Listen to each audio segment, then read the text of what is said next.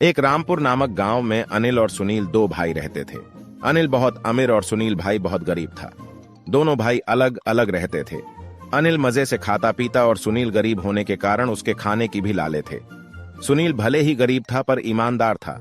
एक बार सुनील जंगल से आ रहा था, तभी कोई बुजुर्ग व्यक्ति वहां लकड़ेढ़ी का बोझ धो रहा था।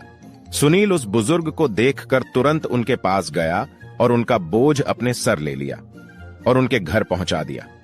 सुनील की ईमानदारी देखकर वह बुजुर्ग बहुत खुश हुआ और उसने एक गुफा बताई जहां 4 आदमी होंगे जिनके पास एक चक्की होगी। उनसे उसको चक्की ले लेना। उनके पास जाकर कहना कि पाव रोटी और वे तुम्हें वह चक्की दे देंगे। सुनील बुजुर्ग की बातों को मानकर उस गुफा में जाता है। वहां 4 व्यक्ति उस चक्की के पास बैठे थे।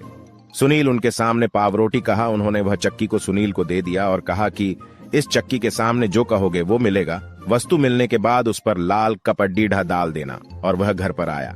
उसने कहा, चक्की चक्की नमक निकाल, और नमक का ढेर लग गया। पर उसे अब भी इस घटना पर विश्वास नहीं हुआ।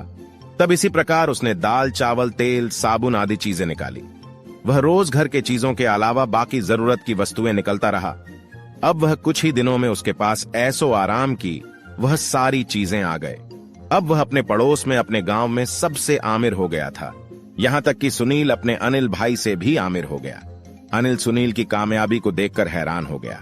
अनिल को शक हुआ कि इसकी कामयाबी अचानक ऐसे कैसे हुई। रोज वह सुनील के घर बाहर जाकर देखता रहता कि वह क्या करता है।